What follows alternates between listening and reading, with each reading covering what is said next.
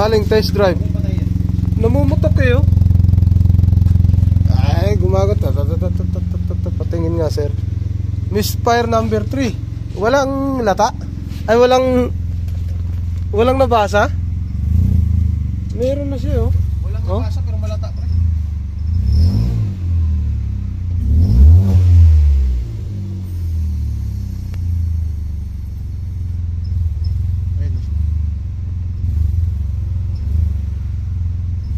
Iba yung putok niya, no? Buksan natin ang aircon. Ay, naka-aircon. Naka-aircon na, ano? Hindi na, muntikan na mamatay po. Ah, muntikan. Naka-aircon, muntikan mamatay. Kia Picanto, automatic 3-cylinder. Ang lata nung ano.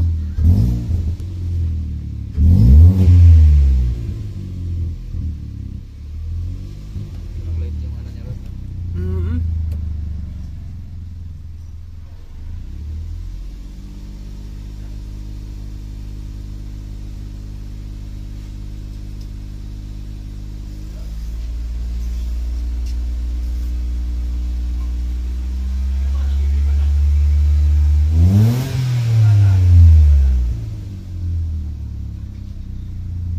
Nginig. Pero wala siyang fault code, mga sir. So dito, pahirapan. Ngayon interviewin natin may-ari. Sir, nung pinatakbo nyo to, nung naging malata siya, nagbi-blink pa ang check engine dito? Wala naman po check engine. Walang check engine. Hindi nyo nakita nag-flash ng ganon? Wala. Tapos focus lang tayo dun sa cylinder number 3. Kasi yun ang nagiging fault code. I-read natin ha ulit. Sa transmission, meron siyang transmission issue. Yan o. Read DTC, transmission multi-signal, okay? Tapos dito meron din siyang reading ng cylinder number 3. Ayun, parang mamamatay na.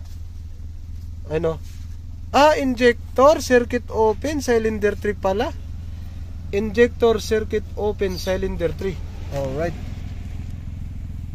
Okay, tingnan natin to isa-isa. Bukas. Soy, buksan mo, Soy. Yan mga sir, sa Kia Picanto, ito na. Bunot na tayo. So ito, na-repair na siya mga sir. Oh. Itim na yung nakalagay. So misfire, cylinder 3. Tapos na-repair na yung ECU. Subukan lang natin kung magawa natin. Tapos pag umatras siya kanina, ano, parang hirap. Gumaganon, palyado. Yan. Palyado. Okay, tingnan natin to. Silipin natin kung ano nangyari. Kasi may mga marka na ng ano, kaskas. Kabila, ganun din, meron din, maraming marka ng kaskas. May mga marka ng sunog. Alright, tingnan natin to.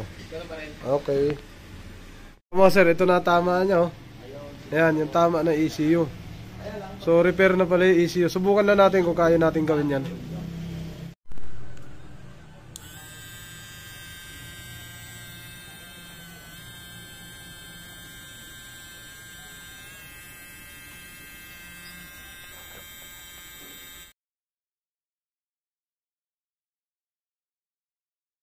Yo, nag-success ang operasyon natin doon. Hiniwa natin para nang bingot yung ECU niya. So, salpak natin to. Testing natin kung may misfire pa. Soy, lagyan mo doon ng ano, clip. Yo, tingnan muna natin. Tornilyuhan muna. Yon, ito na. Yung Kia Picanto na 3-cylinder. Sinubukan lang natin. Nagpalit na siya ng ignition coil. Pero ang reading kasi cylinder 3. Misfire do. Ito yon. So nakita natin dito maayos naman. Kaya sinubukan natin yung ECU. So ang ECU pala ni Sir repair na. Okay. Kung ano man yun sa ibabaw. Test drive. Start. Taas ng minor. Taas no. Red mo nga pre, konti lang. Pre, red. Sige ba? Okay, test drive namin. Kung mag-uutot-utot pa yun. Ay, aircon mo pala. Airconin mo. Ah, puta, may ano, may speaker ang aircon ah.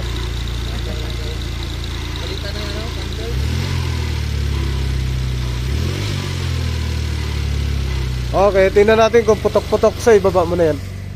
At sa likod kung may putok-putok ba. Bep! Bep! Bep! Oh! Oy! Oh! Diba? Oh, hirap na hirap to umatras kanina. So mga sir, tanggal na. Ito yung lock. Parang basang-basa eh oh. Tingnan natin sa likod. Oh, madumi rin pala ang throttle body. Eh, barado din pala ang throttle body oh. Putragis, kaya pala nilagay lang diretso. Eh, kaya pala huminga-hingalo eh.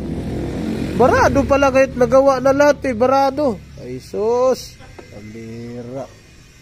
Tinakpan pala ang throttle body, tapos sus, nilagyan, dinugtungan ng hose na pang ano, pang ano tawag na? Hindi, yung exhaust ano ba? Yung papunta rito sa sus, nilagyan ng hose na ay mapipisat. Buang naman naglagay nito sa ano, sa breather.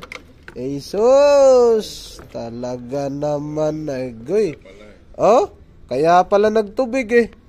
Oh, igoy, nako, pambira. Oh, kaya pala nagtubig siya, gawin na lang natin to. Nagtubig, sobrang init ng panahon. Ayan oh. Pambihirang. Hindi, naipon ang langis dito. Kasi ano to eh. Tawag nito. Ano yan, yung babalik dapat dito yan. Ba't magtutubig? Dapat higupin ulit niya rito yan. Hindi na nahigop kasi ito naipit. Tapos ito, napakanipis na hose. Anong klaseng hose yan?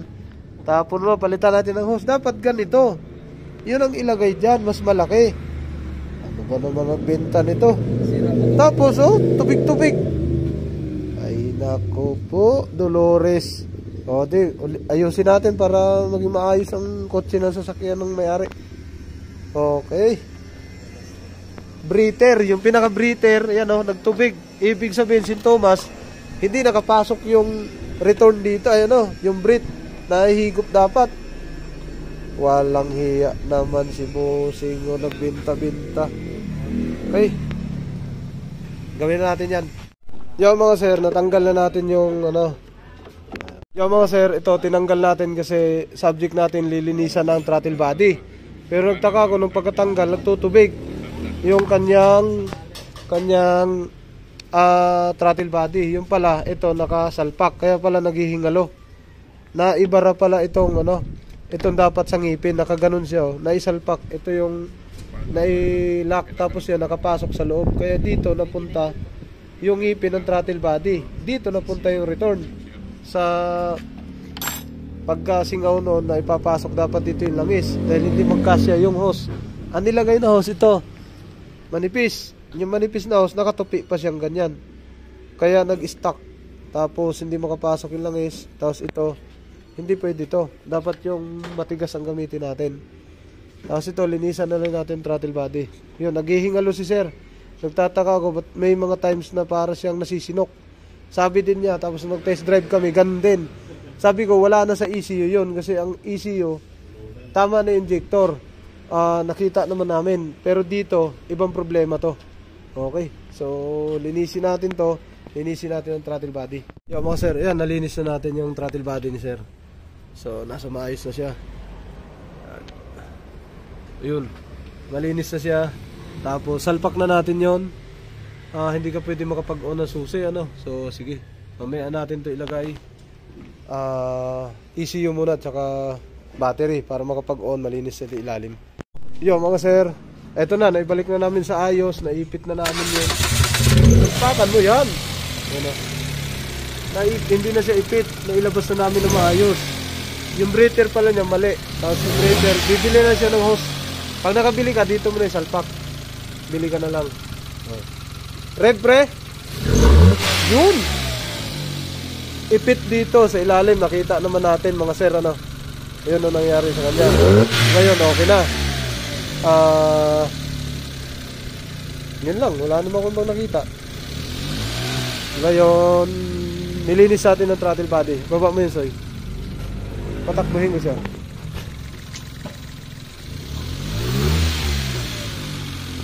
Pre, abante mo nga. Tapos abante mo. Tapos tingnan ko kung mag ano pa siya pag nagpreno ka. Sige. Sige, bira.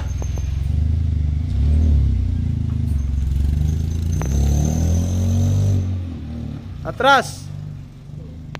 Ha? Oh. Oh, wala na oh. No. Sige, atras. Oh. Wala na. Oh. Oh. Wala na kanina. Brrr. Brrr. Ha? Oh, wala na no. Abante pre, tapos pag atras mo, dahan-dahan lang atras, banayad lang. Okay. Yun. Yun, kanina kasi pag atras mo, para siyang mamamatay eh. Ayan o. Oh. Oh, wala na. Oh. Oh. Oh. Oh. Dapat doon, di ba? Maramdaman mo na yun. Okay. Ayun, gigil na. Ikaw naman sir, subukan mo. Pre, baba. Baba dyan, siya naman, subok si sir. Para maramdaman niyo yung pag-atras. Para kasing kinikilig eh.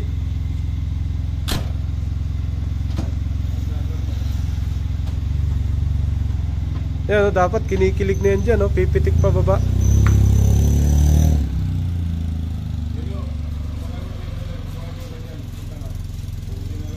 Atras. Oh. Yan, nawawala na yung kilig, oh. Oh, oh. Gigil na, gigil. Oh, yun, dapat yun. Mamamatay-matay na dun. Oh, yun, ganun. Oh, ganun dapat. Alright, ayos na mga sir. Oh, nakaikot na kami mga sir. Nakaikot na. Isang ikot. Oh, oh, pasok. Pasok pre? Pasok yun. Pasok, oh. Oh, perfect oh. Oh, perfect. Kanina kasi nag-uutal-utal yung sasakyan. Tapos walang ano, check engine, wala rin fault code. Ay walang ano ba, walang check engine. Tapos yung fault code, wala siyang trace na nagre-reading sa palya pre, no? Pero may injector circuit open. Tapos maramdaman mo lang siya pag pinatakbo. Malata no? Malata. Lumata sa sir no, nung pauwi kayo no? Oo. Naramdaman ko pag atras nyo eh, parang hirap na kayong umatras. Ganun yun, magpatagal na yung andar niya. Ah, natakbo no. Kaliwa eh dyan pre. Saan kayo namatayan kanina? Doon sa highway na boss. Highway na. Highway. Agoy. Namatayan pala sila nung sa highway na. Subukan muna natin dito. Pababa na kami oh. Tapos pagbalik sir, ikaw mag-drive para ano mo ba, ma-observe mo kung ano nangyari. Kung same. Ayo, puta. Yun na. Neutral, drive. Tulong na lang sa ano yun. Yun. Ang galing naman ni sir oh. May-ari ng ano, tinulungan niya. Shoutout sa sir na tumulong. Oh, shoutout kay sir na tumulong dito. Talaga, basta Pilipino talaga. Matulungin. Tinutulungan niya na ano kami. Oh, teka lang pre, kasi tutulong din si sir na naka-Suzuki. Yun, very good to. Neutral lang boss. Ano? Pag hindi kaya tulungan pa rin natin pre. Pre, kumanan ka na pre. Kana. Yun, mabigat kasi talaga. So, may mga kargang kamote. Yan, shout out sa inyo sir. Napakababait nila sir. Ang bait. Alright, dito yan sa amin. Sa General Trias, Cavite. Mababait talaga mga tao dito. So, tingnan natin kasi namamatayan daw sila. Saan kaya namamatayan banda? Namatayan kayo kanina? Wala naman, parang muntik lang. Sino nag-drive pre? Ikaw? Siya.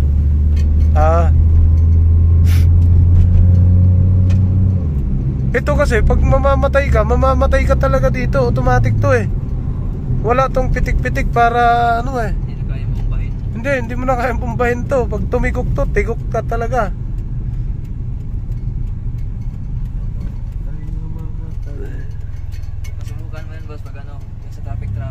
Traffic, hindi sa speed. Hindi. Oh, hindi. Yung mga minor. Linisin din natin ang ano nito, pre. Throttle body. Kailangan kasi natin ma-test drive. Alright. Ayun. Haba na ng tinakbo namin. Nandito na kami. Papunta ng Imus Boulevard. Yan. Let's go. Gang.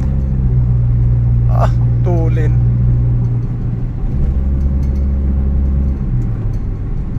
Simpleng diretso, pre. Tapos si sir naman ang pa-drive natin pabalik. Automatic lang, no? Parang pinong-pino, pre. Ganyan ba siya kanina? Hindi. Hindi mga pa-drive kanina ito eh. Siya pa-drivein mo, pre. Mamaya ako Pagbalik, oo. Pero pakiramdam mo, yung kagat ng RPM, sakto naman, responsive. Anong tingin mo? Wala. Hindi ba ganyan? Hindi dati? Hindi. Kagat-kagat eh. Nakatakbo na tayo na malayo. Hindi naman. Wala. Tara, takbo na tayo. Wala siya ano. Wala siya ko ano kanang response yan, no? Andun ang response, ba? Tara. Takbo na ta.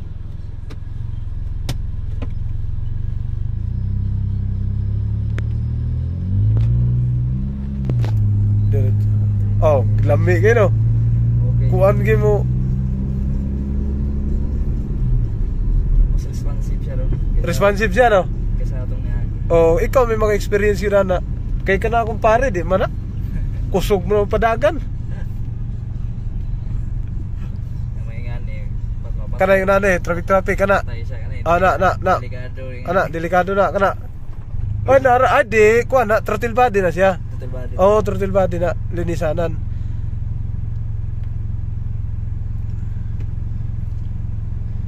Sige. Unsa man to kadtong ingon adto nga pattern? Giunsa man to nimo? Gitapakag gamay. Wala, nga to. Basta mo to. Vibe siya. Lagi. Yeah. Pag di na dyan niya kaya, Patay patay siya. Linisanan ng throttle body na naramdaman ako gani, ha. Pero unya na ta ng throttle body. Tanaw nimo. Okay siya lang, mas power siya ron. Morano. Test drive, galing kami doon sa rotonda ng Ayun. Let's go.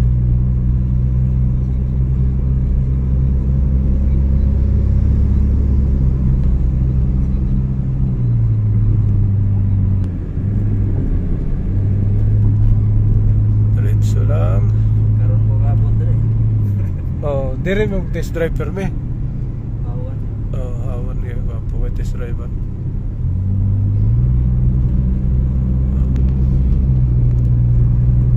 Tingin mo, pre. Pag atras yun yung ganiya dito siya, ay nako. Kaingon lagi kog naguba naman siguro kay mo. Blok. Wala man. Natin throttle nito, pre. Ha? Linisin pa natin throttle. Iba pa ang throttle.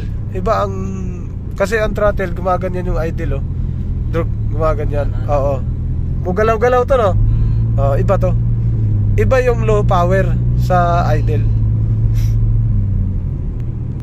Yan. Malalaman to sa response yung takbo. Takbo, tapos ano ni sir?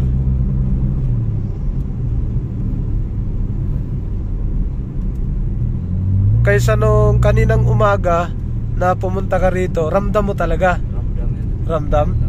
Murag ang sakyanan murag mo pilit sa kalsada, di mo daga, no? Hindi siya makakamurag. Murag Hindi siya makagir dahil. di makagiro niya. Diha bisag imong tamakan, murag bagunol siya mo daga, no? Utong siya. Lalo na kayo mong accelerate pero inay gapon siya. Ito okay na. Tanaw nimo. Okay na siya, mas power na siya ron. Okay. Sige. So mao man tayo nakita na to. So kita mo grinder na natong IC gud. Okay. Yun, parating na sa shop. Alright. Ngayon, Paatras sila sir. Baba ako sir ha. Baba ako. Paatras kayo kasi paatras kayo kanina eh. Okay.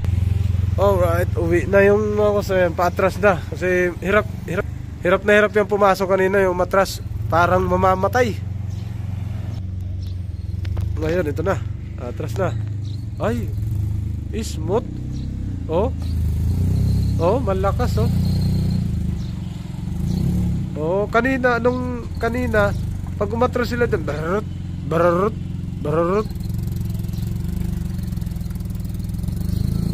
Ayan, may galit na yung tambotso.